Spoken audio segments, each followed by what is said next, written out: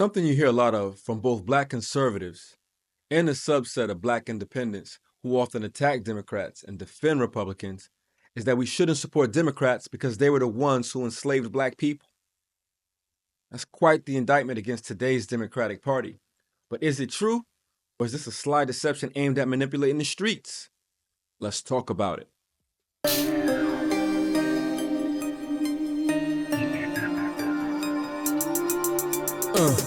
Politics, politics, politics, it's Valley, let's go. Politics, politics, politics, XL, let's go. Politics, politics, politics, this culture. Politics with a culture, let's politic, this culture. Politics.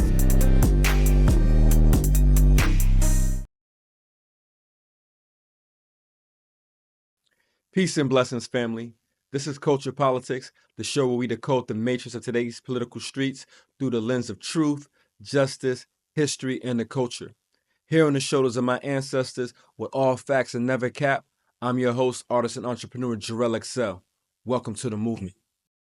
To begin today, let's discuss how our political parties in America came to be. To do that, we must first understand what brings people together in a political party. The answer to that is ideology.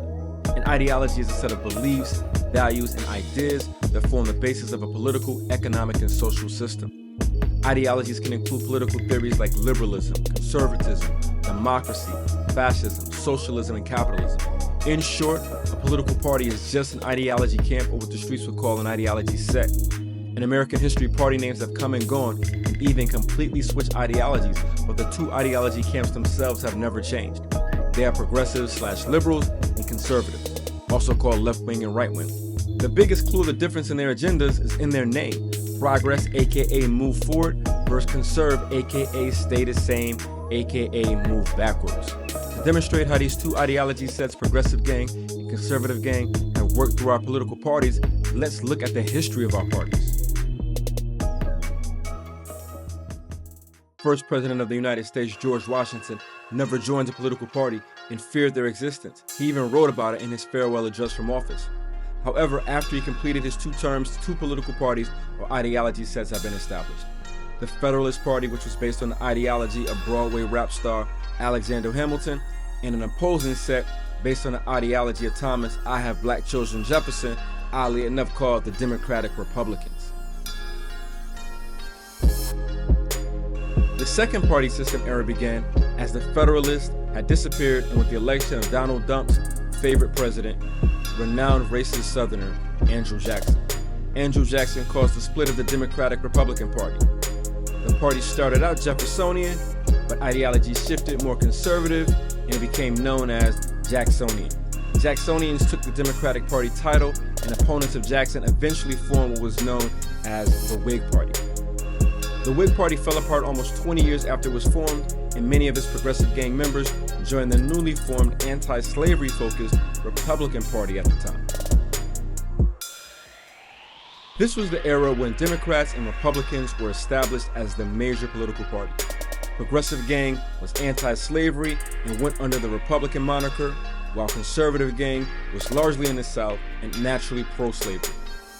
During this time period, the Democratic Party also fractured between Northern Democrats and Southern Democrats. This was also the era of President Abraham Lincoln and the Civil War. The Confederates that fought to maintain slavery weren't technically any political party, since they were attempting to secede and be their own country. They, however, were still conservative gang. No new parties were formed, as progressive gang and conservative gang stayed in place for much of this era. This was, however, the beginning of the progressive era, where racial segregation, women's suffrage, labor unions, child labor, minimum wage, and immigration control were the main issues being fought. Conservative gang was on the wrong side of many of these issues. Shocking.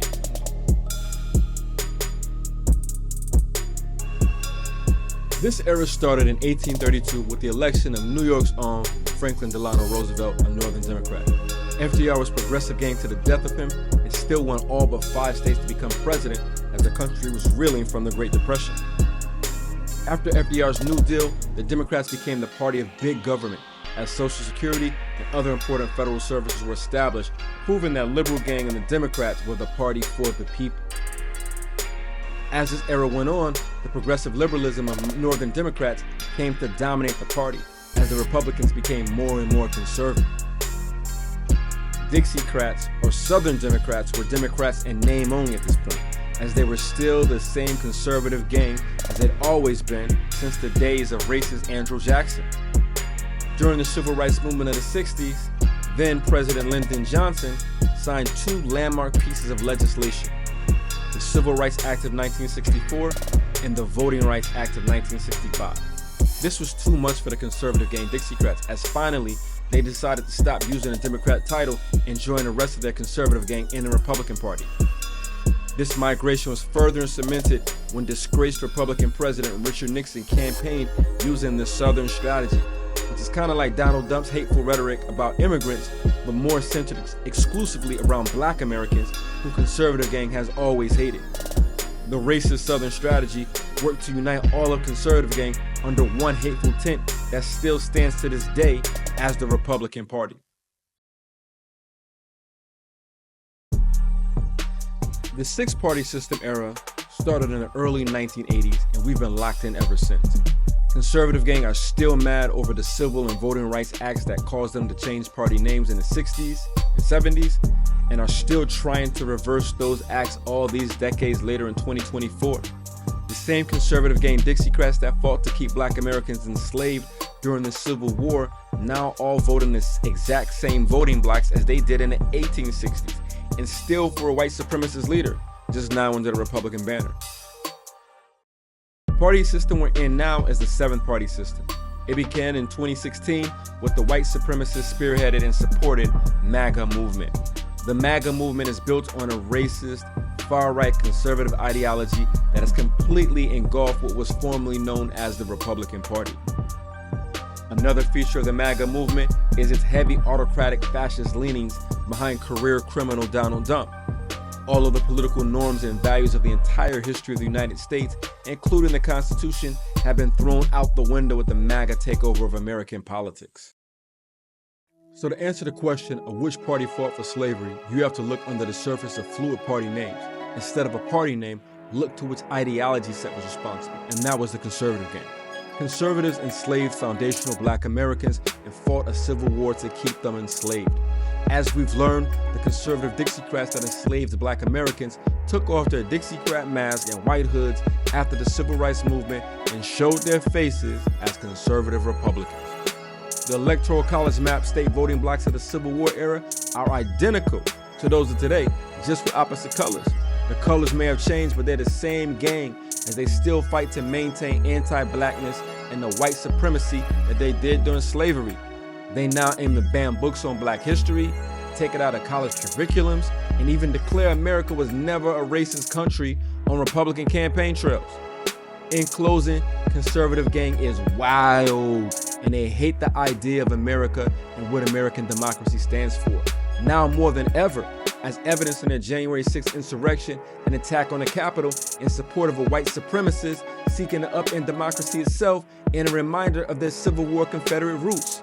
When people say Democrats own slaves, you know it had nothing to do with the loose fluidity of a party name, but instead an ideology camp, as conservatives wanted state rights for slavery then, and those same conservatives are screaming states' rights today. To be clear again, it's the conservative ideology of today's Republican Party voting bloc in the South that enslaved Black Americans. Conservatives have always been the backbone of white supremacy. Yesterday's political party is not today's political party. Yesterday's political party is not today's political party, but the gangs are the same. Don't be fooled by these tap dancing goofies ever again, you heard? Thank you for watching the video. Please like, comment, and subscribe, and shout out to all my fellow light workers. Welcome to the movement.